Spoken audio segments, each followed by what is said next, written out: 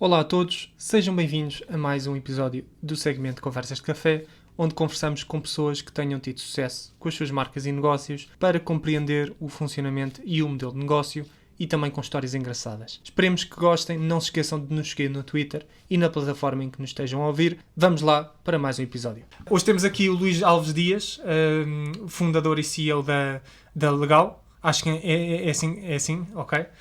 Como tinha o U certo com os dois pontinhos, eu fiquei um pouco pé atrás. É que seja um sorriso. O trema, na verdade, não tem o efeito do trema, Sim, sim. se não seria dito de outra forma, é só um sorriso, no fundo. Ok.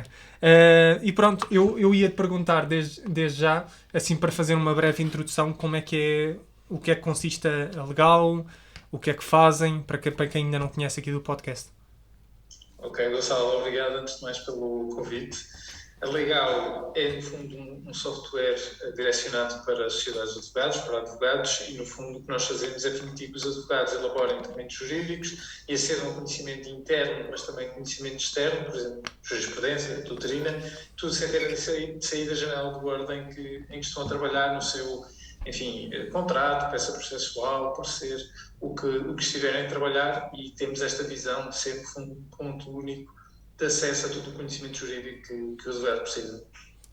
Interessante. Eu por acaso tinha visto um artigo do Dinheiro Vivo, penso que tenha sido no ano passado, em que falou mesmo disso, simplificar, eu vou agora citar, simplificar a vida aos advogados sem mudarem a rotina. Porque é um título bastante interessante. Ou seja, procuram.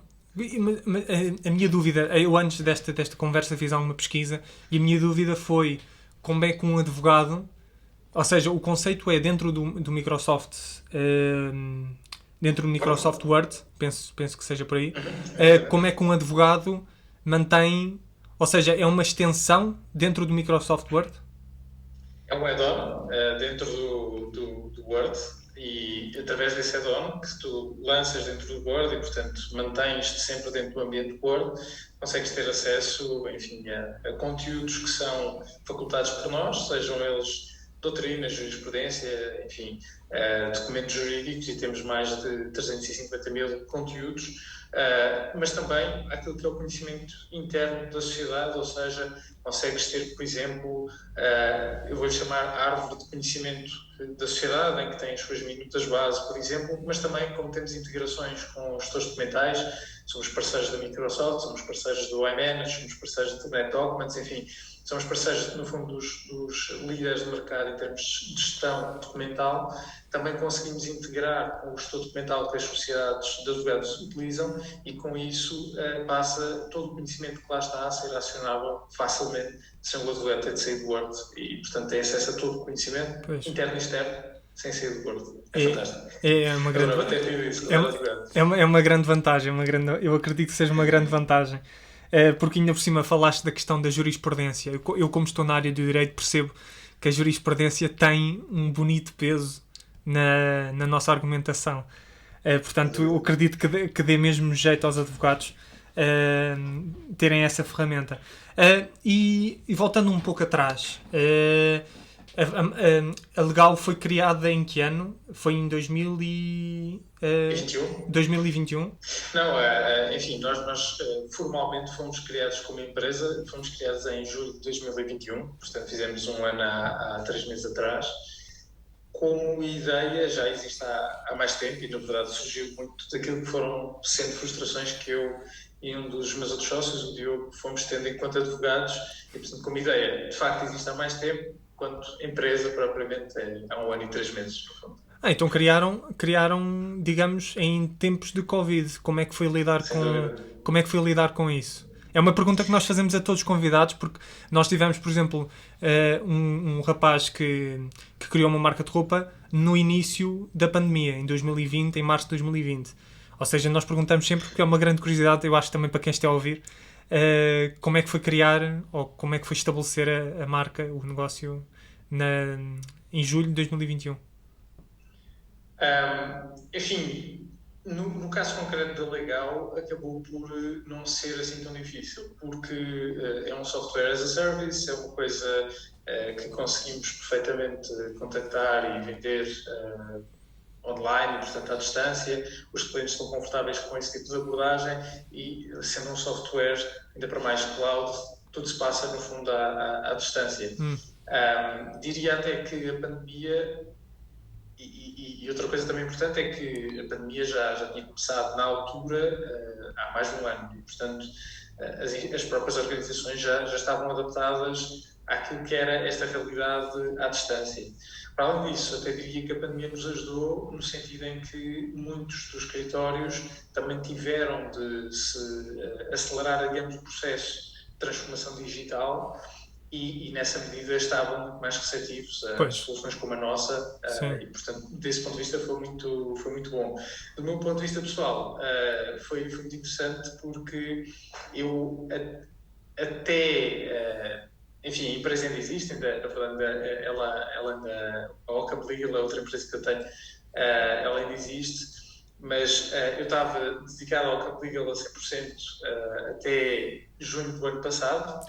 E, portanto, apanhei, na verdade, ali o início do Covid, quando comecei a Ocam, e era um negócio que dependia, pelo menos a nossa estratégia inicialmente, assim estava montada, dependia muito de ir, por exemplo, a feiras de empreendedorismo.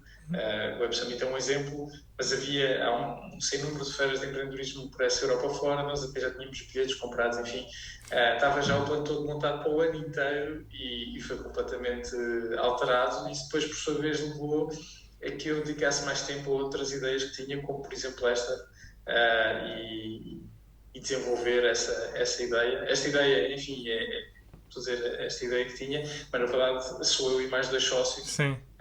Portanto, nós os 3 acabámos por nos dedicar mais a esta e depois, em junho do ano passado, decidimos ir a full time com o projeto e em julho, então, constituímos a empresa já com o primeiro cliente. E como é que foi lidar com, tendo em conta que são 3 sócios, contando contigo, como é que foi lidar com, no início, para estabelecer certas ideias, certas metas, como é que foi a ligação e a comunicação entre os sócios? Olha, no nosso caso, nós conhecemos já há muito tempo, mesmo muito tempo. Eu conheço o Luís já há 18 anos e o Diogo há 14 ou 15, portanto conhecemos há muito tempo, já fizemos várias coisas juntos no passado, coisas mais, umas de cariz mais associativo, outras, enfim, também com um cariz lucrativo, mas que acabaram por depois não ver a luz do dia, mas o intuito era de facto começar outras ideias, outros negócios, e portanto já tínhamos algum entendimento entre os 3. Eu acho que somos pessoas diferentes, sem dúvida, mas por haver já essa maturidade na relação, vou dizer assim, acabou por ser mais fácil de gerir os diversos aspectos associados a começar um negócio. Dito isto, não deixamos de ter desafios.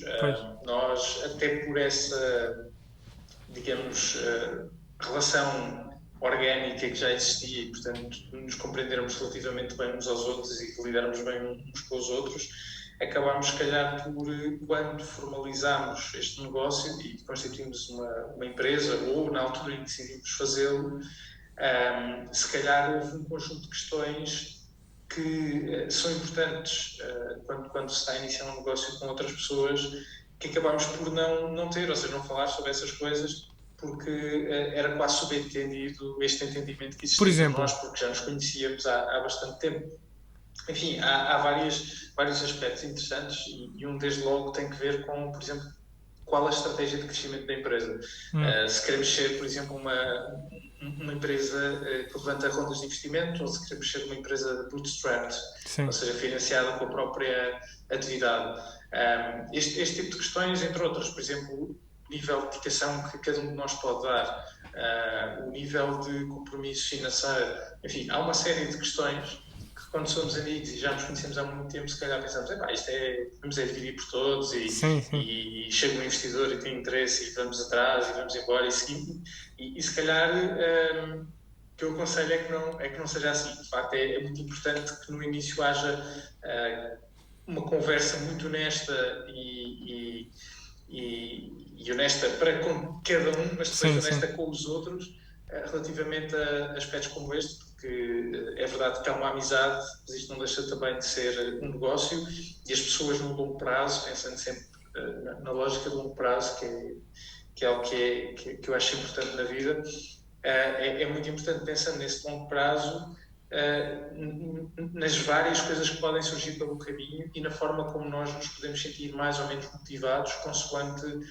as circunstâncias. Por exemplo, se nós dividirmos uma hipótese, para não estar a ser demasiado teórico, se dividíssemos, por exemplo, o capital 33% para cada um, no nosso caso, podia-se dar o caso de haver pessoas que não conseguem comprometer-se com tanto tempo no início, Sim, sim, sim. portanto havia dois sócios, vamos imaginar, que estariam mais sobrecarregados face a esse terceiro, que depois pudessem sentir menos bem mais à frente, porque tinham estado a dedicar muito mais tempo ao sucesso da empresa do que o outro. Enfim, entre outras considerações que são importantes ter, eu acho que na outra que eu referi, do investimento versus bootstrapping, acho que claramente a cultura vai no sentido de levantar rondas de investimento, etc. E não tem mal nenhum, e acho que até é bastante positivo para o ecossistema, mas dependendo do modelo de negócio que se tenha, isso pode não ser a via mais interessante para os sócios, dependendo dos objetivos também que Sim, têm. sim, sim.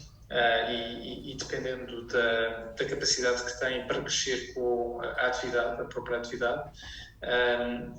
E por isso, enfim, são aqui dois exemplos de questões que são importantes, acho eu, ter conversas honestas e transparentes no início sobre elas. É porque eu acho que é a lógica do amigos, negócios à parte. Mesmo que vá para um certo negócio com um amigo ou dois, é estabelecer logo à partida, olha, se isto acontecer, atuamos de certa forma. E conversar entre si, ou seja, para quem estiver a ouvir isto, fica aqui o conselho do Luís. E eu tinha também uma questão relacionada com o que tu disseste agora, porque tens dois sócios, mas depois tens quantas pessoas na equipa da Legal? Mais ou menos. Nós agora somos 5, 5? e depois, por vezes, trabalhamos com mais alguns freelancers. E como é que. Agora aproveito a questão. Esses freelancers normalmente fazem que tipo de trabalho? É de manutenção do próprio software?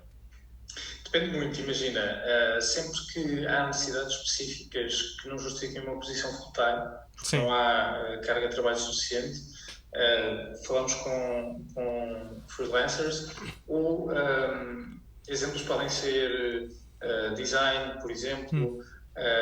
No passado recorremos também a developers para acelerar certos processos.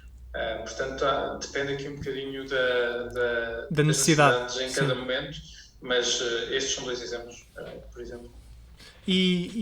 Ou seja, como é que é lidar? 5 pessoas, às vezes aparecem freelancers, designers, etc. Como é que é lidar com diferentes personalidades? Tendo em conta que, pronto, estás no topo da hierarquia, digamos assim, como é que é lidar com diferentes personalidades no dia a dia? É porque eu acho que é uma questão que as pessoas têm logo quando querem começar um negócio, uma marca, etc., com alguém ou com um conjunto de pessoas. Pensam logo como é que eu vou lidar com a personalidade daquela pessoa, se aquela pessoa vai se dar com a outra pessoa, como é que fica essa... Não, é super interessante o tema e para além disso eu acho que no contexto de startup é ainda mais interessante porque há um conjunto de circunstâncias que levam a que haja muitas mudanças, Sim. a que tenhas de agir muito rapidamente, a que por vezes tenhas de fazer coisas, não há propriamente um scope definido daquilo que tu fazes, não é? Tendencialmente farás uma determinada coisa, mas depois vais ter de fazer várias coisas e há pessoas que não se adaptam muito a este contexto. Agora, daquilo que tem sido a nossa experiência, acho que tem corrido lindamente, porque acho que, acima de tudo, se nós, lá está, enquanto estrutura, enquanto founders, tivermos esse tipo de conversas honestas sobre quais são os nossos princípios, alinharmos, no fundo, da nossa visão de longo prazo, as coisas que queremos alcançar, isso depois também se reflete na forma como recrutamos as pessoas e nas pessoas que recrutamos e tentamos que elas estejam alinhadas não só com estes princípios, estas ideias que nós temos, a nossa visão do projeto, mas também que percebam o contexto de startup. E nós, Sim, nesse sim. aspecto, somos brutalmente honestos no recrutamento, no sentido em que, obviamente, que é fantástico trabalhar numa startup por várias razões. Tens a oportunidade de fazer coisas muito interessantes e de assumir responsabilidade muito cedo e de aprender muito diretamente com os founders nesta fase, o que também é muito interessante. E de montares as coisas, trazeres as tuas ideias, veres o impacto das tuas ideias, mas, por outro lado, há tudo isto que nós também falávamos, não é? Há um contexto de incerteza, há um contexto em que tu podes hoje estar a fazer uma coisa, amanhã é outra, mesmo que estejas a trabalhar, por exemplo, só em vendas, ou só em marketing, ou só em desenvolvimento, o que seja, hoje podemos estar aí por um caminho e amanhã podemos ter de Sim, fazer um sim, sim. pivoting e mudar. Portanto, há um conjunto de coisas que às vezes não são fáceis de gerir para as pessoas, dependendo daquilo que as motiva e das suas características, e por isso também somos muito, muito honestos logo desde o início com a parte mais desafiante, digamos assim, e acho que para já tem corrido muito bem. Portanto, estamos satisfeitos, tem sido fácil para já. E, Mas depois, acho que quando vai gostar mais é quando tu escalas e tens equipas maiores, porque vais se calhar também ter menos tempo para poder fazer o recrutamento, falar com sim, as sim, sim. pessoas. Se calhar há uma ideia que eu tenho estudado nos últimos tempos, que é a tarefa da delegação. Ou seja, que eu ouço um podcast que é do Ali Abdaal, que faz um género, percorre vários tipos vários ramos do saber, e percorre também vários tipos de negócios, e ele pergunta sempre, no início, no género de uma startup, uma pessoa pode ir ao próprio recrutamento e trata do próprio recrutamento. Daqui a 5 anos é bem possível que tenhas já um departamento de recursos humanos em que delega essa tarefa, lá está, porque tem outro tipo de tarefas, de responsabilidades, porque também o dia tem 24 horas, não podemos aumentar mais tempo. E Mas depois, se calhar, vais precisar de 20 pessoas, e as 20 sim, pessoas, ou 100, ou 50, e não vais conseguir 50 com tudo aquilo que tu achas que devem ser os princípios sim, e as sim, sim. ideias e o mindset e tudo isso. Portanto, vai chegar um momento em que vai ser cada vez mais difícil. Pois, e eu, Por eu, isso que tu disseste e pelo que tu. e também fica difícil, eu acho que fica difícil para um CEO entrevistar, por exemplo, 100 pessoas. Sim, é É, impossível, não é é? impossível. Mas há pouco referiste que não é a tua primeira, que já tens um negócio, uma empresa anterior à legal, certo? Que é do mesmo género, ou seja, não é a tua primeira vez neste mundo dos negócios, das empresas. Não, portanto, eu e um amigo, iniciámos um outro projeto que era o Open Legal em outubro de 2019, sim, outubro de 2019, e o Open Legal basicamente era um serviço de General Counsel as a Service, e o que nós fazíamos era fazer o matching entre startups e advogados que tinham interesse em ajudar as startups numa lógica mais de in-house, mas em part-time, que é uma necessidade que continua a existir no mercado e é algo que não continua a existir. Nós trabalhamos com 5 jurisdições, portanto, fomos para lá de Portugal, temos Reino Unido, França, Suécia, Roménia e também a faltar mais uma. Ainda explorámos algumas coisas na América Latina também, mas sem grande sucesso, mas depois acabámos por ter sempre outros projetos à nossa volta, e esses projetos foram ganhando mais força, Sim, e sim. decidimos dedicar-nos antes a esses outros projetos. Mas foi muito interessante, sem dúvida. Mas continuas com a empresa em atividade? Continuas. Ela existe, mas eu pessoalmente já não dedico Hum, tempo nenhum a ela. ok, ok. Ou seja, a experiência anterior à legal foi positiva, podes dizer que foi positiva. Sim, sim, Trouxe-te foi trouxe positivo. estofo para agora para a própria legal.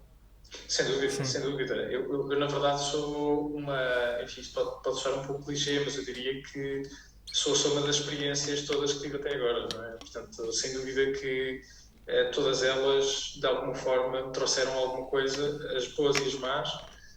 No caso do Ockham, houve muitas coisas boas, mas também houve muitas coisas menos boas. E, na verdade, aprende-se com umas e com outras, portanto, com as boas e com as más, até há quem diga que se aprende mais com as más, não é? Pois. E eu percebo, porque no fundo nos trazem com uma reflexão, se calhar, maior, com vista a tentar perceber o porquê das coisas terem acontecido de determinada forma ou resolver aquela dor que tens, não é? Portanto, sem dúvida que sim. E há uma pergunta que eu te gostaria de fazer, porque nós fazemos a todos os convidados, porque pronto, as pessoas podem estar a ouvir e a pensar, isto é só todos os dias é algo sério, etc. Há um momento engraçado ou por exemplo um pedido ou um contacto engraçado que tenhas tipo com algum cliente que te tenha ficado confuso, assim, confuso à toa, não, é do género, o que é isto? É aquela reação do o que é isto? Eu não sei o que é que se está a passar. Não me lembro assim de um caso muito engraçado. Acho que foram sempre relativamente normais, digamos assim. Há coisas assim, às vezes um bocado mais estranhas, mas nada que seja assim muito engraçado. Mas lembro-me em particular de um potencial cliente que enfim, que nós fizemos portanto, uma demo e durante a demo foi o único caso em que isto me aconteceu, por acaso, até hoje. Não quer dizer que não venha a acontecer outra vez, mas foi sempre extremamente desagradável. Ou seja, qualquer coisa que se dizia tinha qualquer coisa sempre para dizer. Portanto, eu dizia bem, isto é desta cor, e ele dizia, bem, mas a mim parece mais que é de outra cor.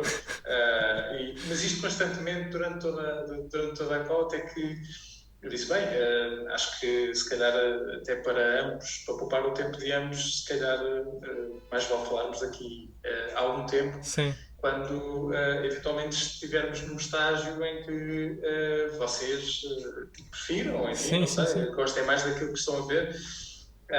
E depois foi curioso porque a pessoa disse, não, mas isto está fantástico, é exatamente isto que nós procurávamos e não sei o quê.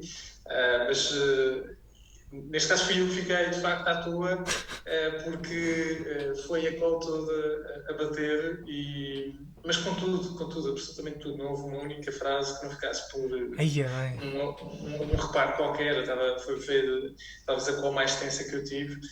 E depois no fim dizem isto, mas a verdade é que, para ser honesto, não vou dizer nomes, mas claro.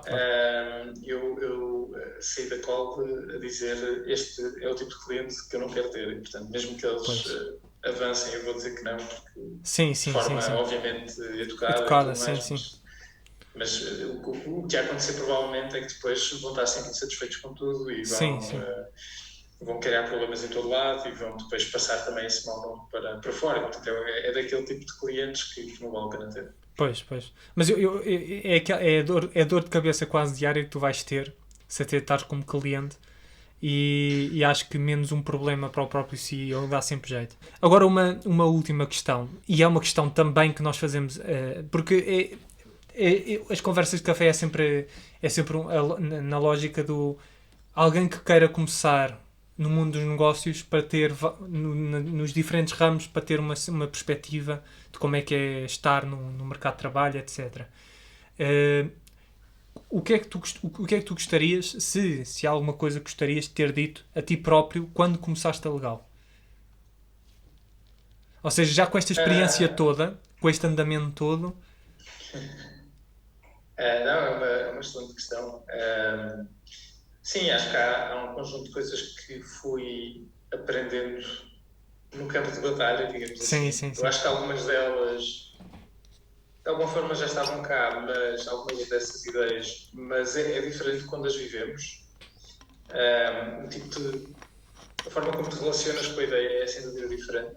Eu acho que, enfim, algumas ideias então, sem dúvida uma que tinha muito cara, que é pensar nisto como uma maratona e não como um sprint.